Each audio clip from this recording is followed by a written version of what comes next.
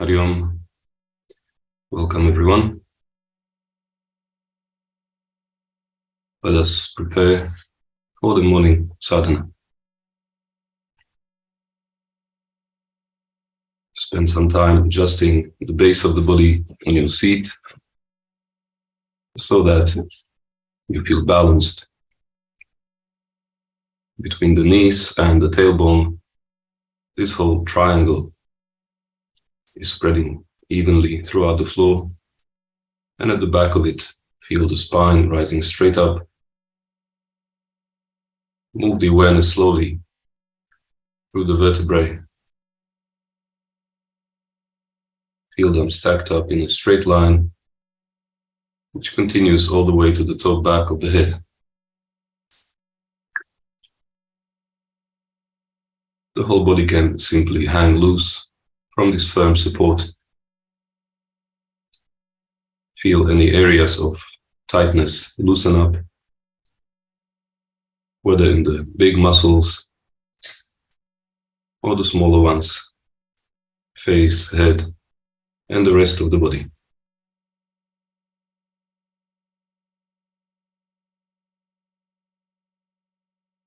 Be aware of the whole surface of the skin, developing a sense of the shape and space of the body, which is both still and which is also moving with the natural breath.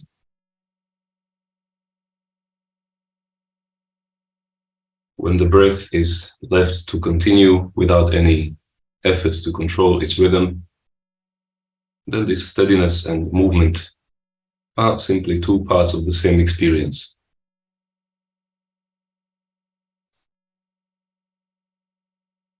Feel the two flows in the nostrils, taking your awareness closer and closer to the space between the eyebrows. Feel the sensations here and let the inner vision create the image of a bright burning flame. Feel the presence of a tiny candle flame between the eyebrows and prepare to chant Om 3 times and the Shanti mantras.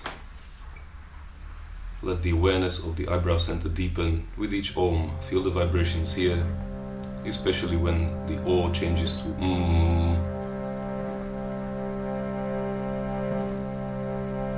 Take a deep breath in.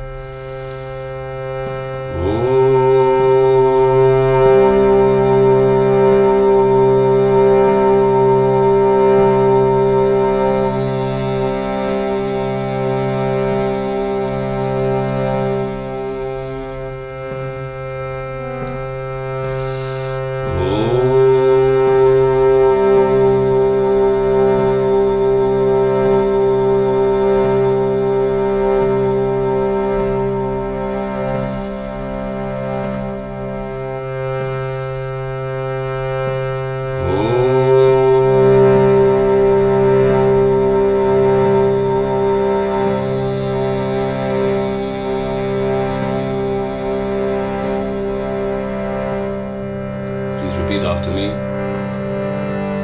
Om Sahana Vavatu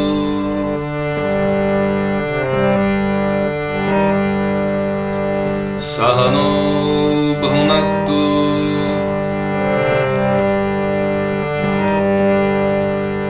Sahaviryam Karavavahai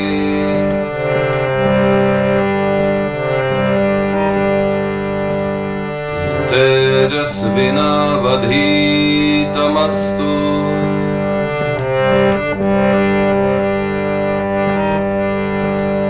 Ma vidvishavahai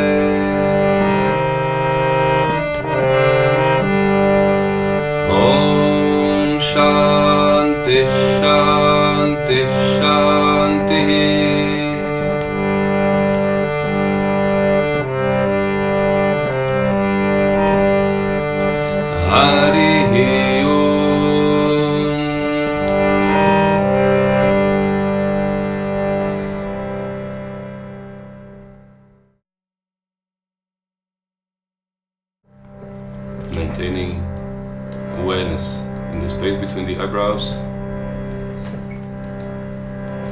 think of this light as you would of a lamp that's illuminating the dark space around you, so you can see better, clearer.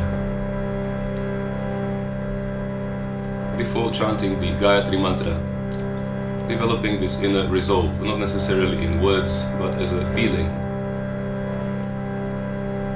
Letting any guards down so that the mind can expand, learn, reflect, go deeper. And the Gayatri mantra is making that happen. Feel this with every repetition. All together.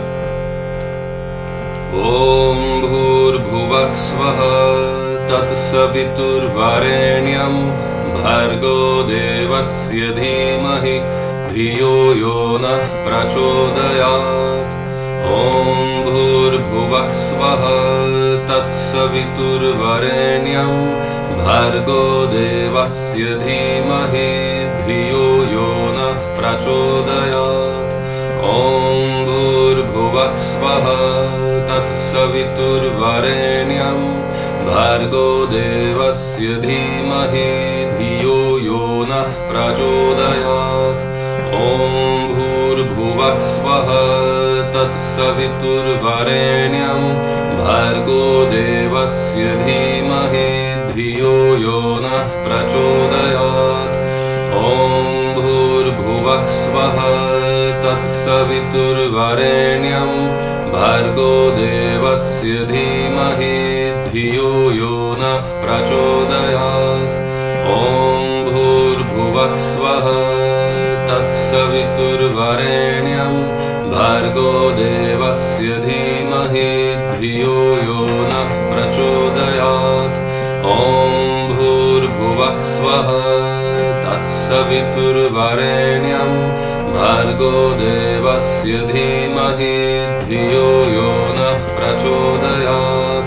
Om Bhur-Bhuvah Swaha Tat Savitur-Varenyam Bhargo Devasya Dhimahi Dhiyo Yo Nah Prachodayat. Om Bhur-Bhuvah Swaha Tat Savitur-Varenyam Bhargo Devasya Dhimahi Dhiyo Yo Nah Prachodayat. Om Bhur-Bhuvah Swaha Tat Savitur-Varenyam Bhargo Devasya Dhimahi Dhiyo Yo Nah Prachodayat. Om Bhur-Bhuvah Swaha Tat Savitur-Varenyam Bhargo Devasya Dhimahi Dhiyo Yo Nah Prachodayat. Om Bhur-Bhuvah Swaha Tat Savitur-Varenyam Bhargo Devasya Dhimahi Dhiyo Yo Nah Prachodayat.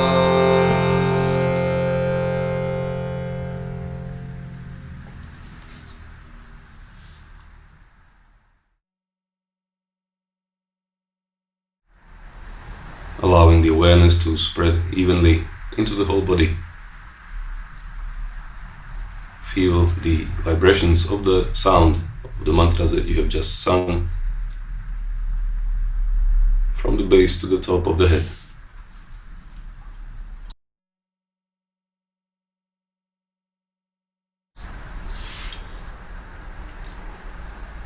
Be aware of the whole body, front, back, sides. Check that there is nothing held unnecessarily tight. The whole face and head relaxed.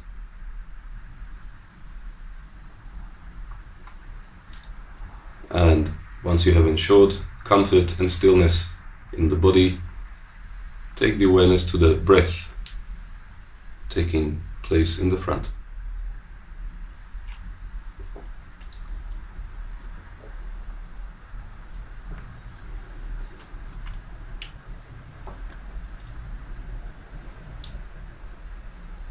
First, exploring the natural movements of the abdomen and chest,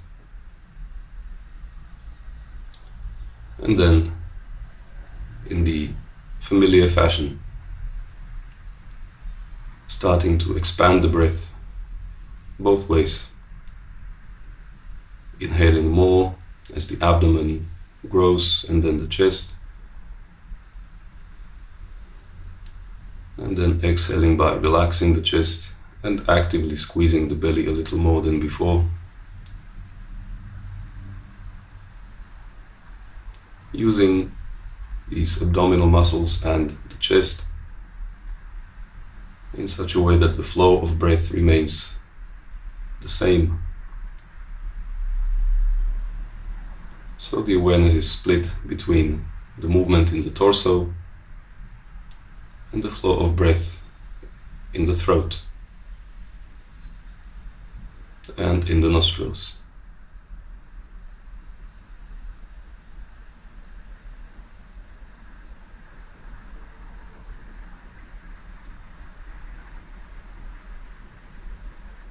Gradually expanding the breath until you feel that you have reached the maximum. When the lungs are full, and taking any more air would require effort.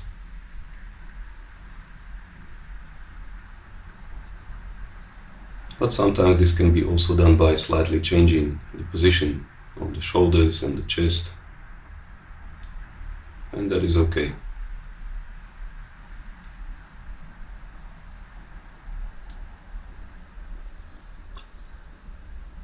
With every single breath in, feel the freshness and the energy that this new breath brings into the body. Feeling it from head to toe.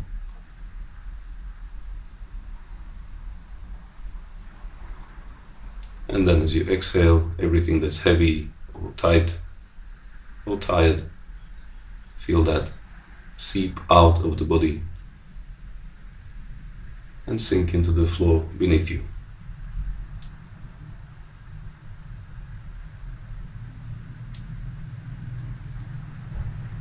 From the next round of breath that you are about to do, begin to count the inhaling breath,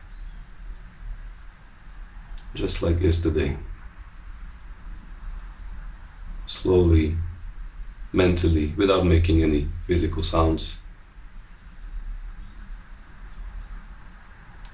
And then harmonizing the inhaling and exhaling breath by counting also down, or counting the exhaling breath in the same way, with the same count.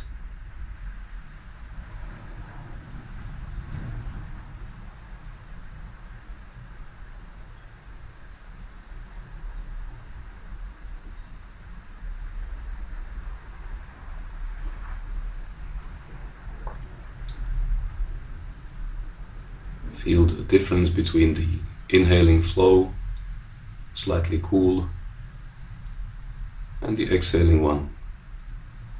Try to align them with each other as best you can.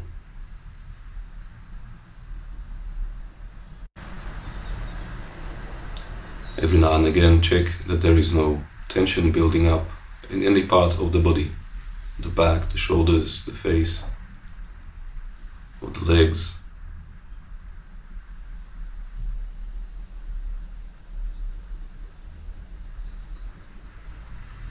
Is your count the same, or longer, or shorter than yesterday?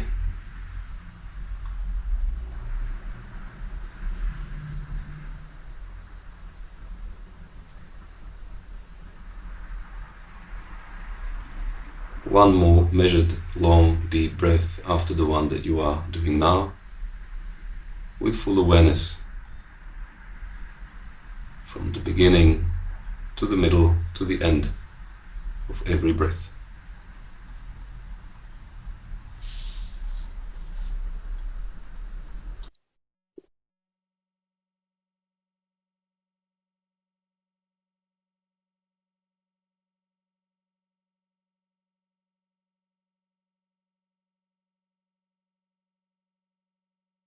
Then when you have completed that last exhalation, take the awareness slowly away from the breath, let it continue on its own,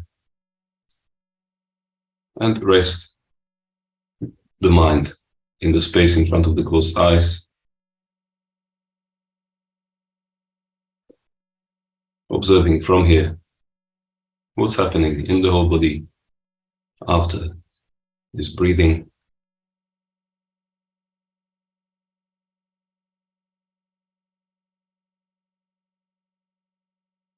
And also remembering where we are in the Gita.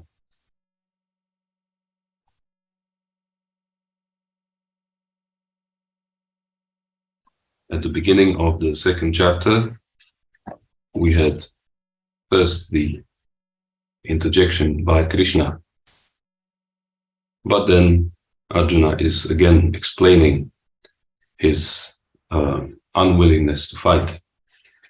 And today is a very important verse, only one verse for today, verse 7. So let's see what it says. And if you'd like to join in for the chanting, prepare to open the eyes and read the text.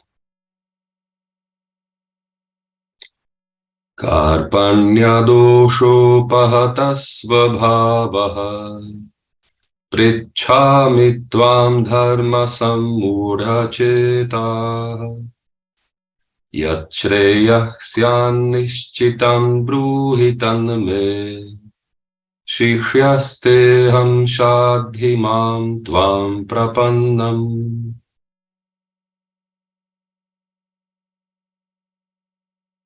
My heart is overpowered by the taint of pity. My mind is confused as to duty. I ask you, tell me decisively what is good for me. I am your disciple. Instruct me who has taken refuge in you. So, previously, yesterday specifically, Arjuna kept pointing out that even though he is aware of his duty as a warrior, there is a great deal of confusion or depression on the realization that these various venerable teachers are opposed in the opposing army and about to be slain. And so to this, the first statement by Arjuna today refers. The heart is overpowered by the taint of pity. And this is a state that is quite relatable when, as we said previously, one becomes sorry for the things that one thinks one might miss, or that are part of one's personality and are about to be changed or taken away in some way or other. And this is a very overpowering state indeed, which can cloud the wisdom and the reason that has led us on a certain path. And when this kind of reaction comes, it's like a wave that washes over a shore, washing away anything in all the castles that we might have built in the sand.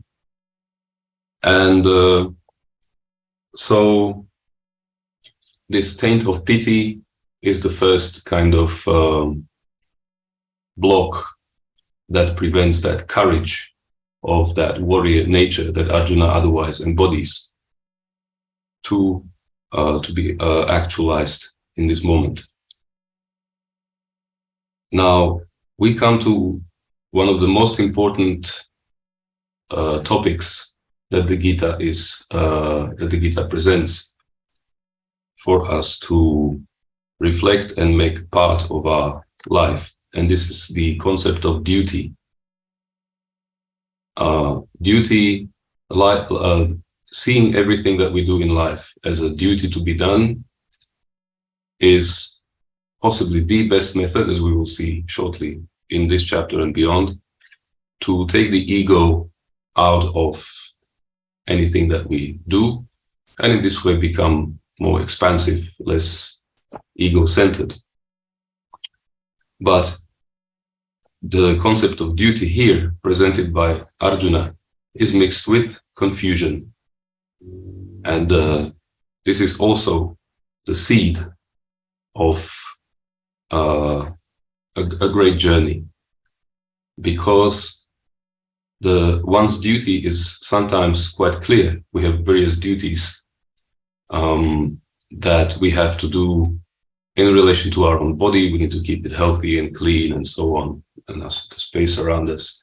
There are various duties that we knowingly or unknowingly do already, and we don't even think twice about that. But the whole life taken as a life of duty, that's a very complex thing, and there can be times and situations when there is a lot of confusion. And so that is the seed for searching and for finding answers in scriptural study, which is very important. And lucky for us, Gita is one of the texts that are universal. And so we are not discouraged or barred from reading a scripture that, even if the Gita does not do that for us, if we accept something as an authority that has a higher, that comes from a higher place than my own mental processes, then, and I can subjugate or what's the better word? I can align my mind with that expression of that higher mind. If that's what the scripture means for me, then that is the one to follow.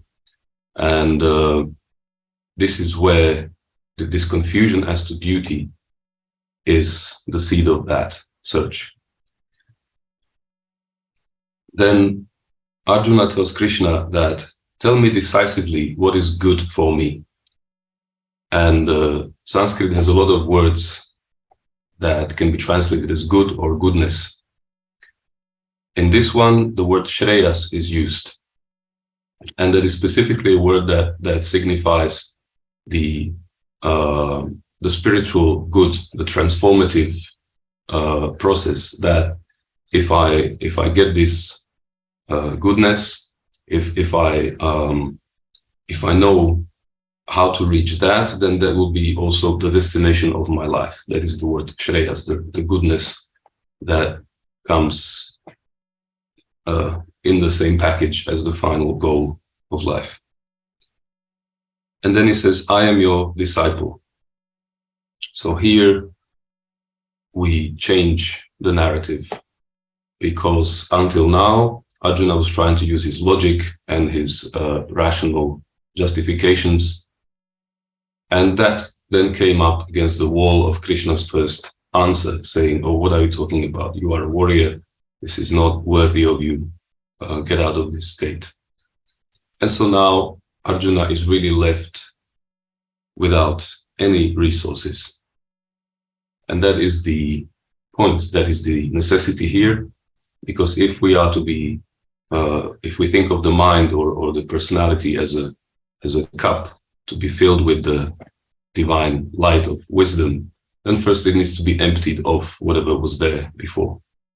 And that is the sentiment given here by Arjuna, that I have come to the end of my knowledge. Now I surrender. You guide me. And let's see how that evolves further on. So closing the eyes now and allowing the mind to reflect on any part of what has been spoken today.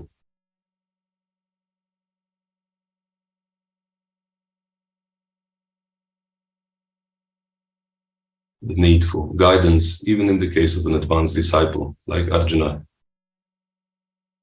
then what greater need we have also for qualified guidance.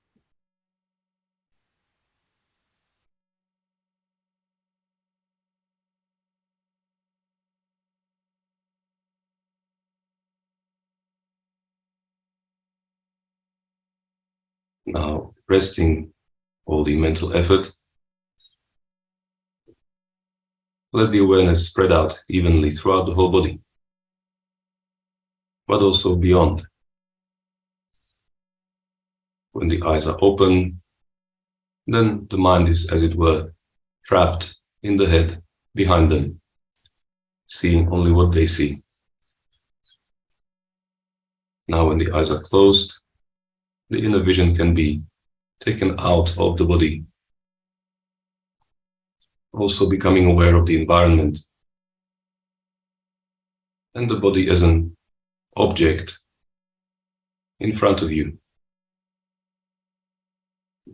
See your own body from all sides, as if looking at it from nearby, from just above, like a person standing next to you.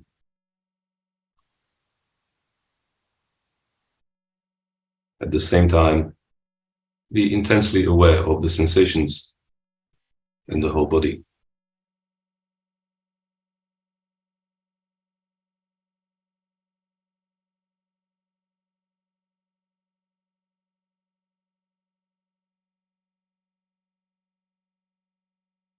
Now, taking the awareness back into the space of the body, feel the movement of breath within it.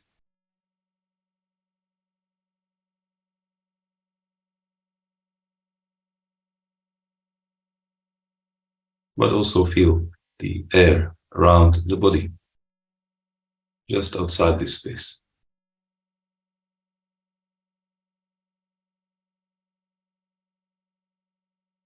As if the skin was made from a permeable material. Feel that the air is passing through the whole body, including the skin, upwards when you inhale, and downwards as you exhale.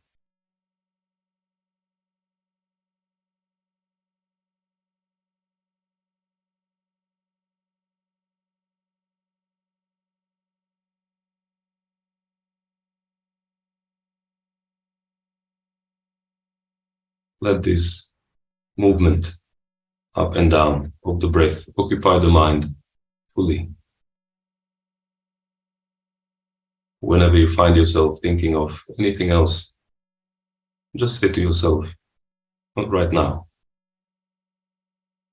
and return to the observation of the flow, the current of breath through the whole body.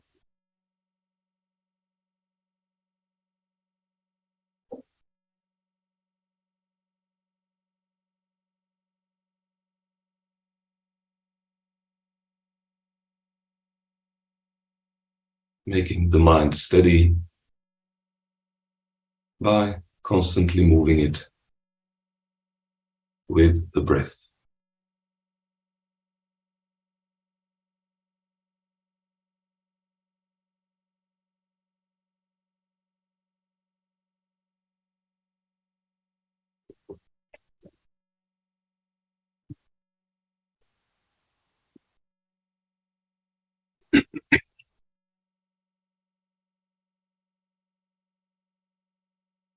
Observing a couple more breaths.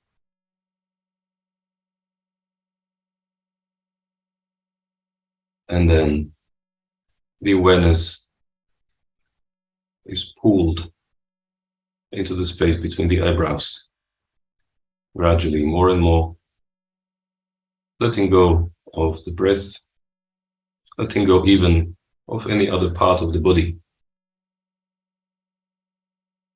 All of the awareness that was just observing the body and the breath and even the space around you is now in a tiny space. But feel that this is the center of a very vast space called Chidakash that you can see in front of the closed eyes. Here, in between the eyebrows, visualize a brilliant flame. And as we gaze upon this flame, let us chant Om 3 times, followed by Shantipat all together. a deep breath in.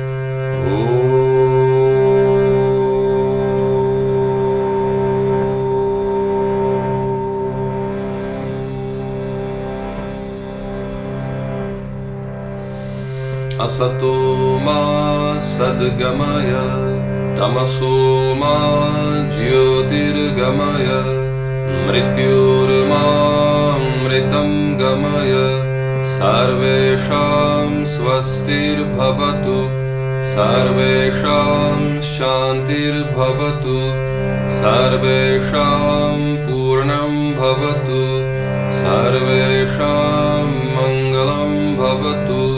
Loka samasta sukhino bhavantu.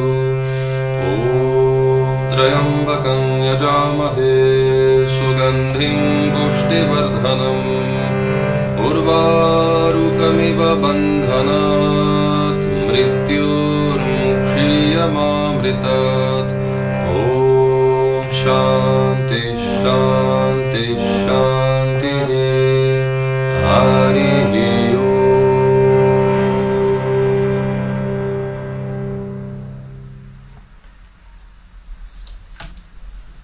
Hari Om Tat Sat. Externalizing the awareness gradually, opening the eyes when you're ready. Have a great day and see you again tomorrow morning. Hari Om.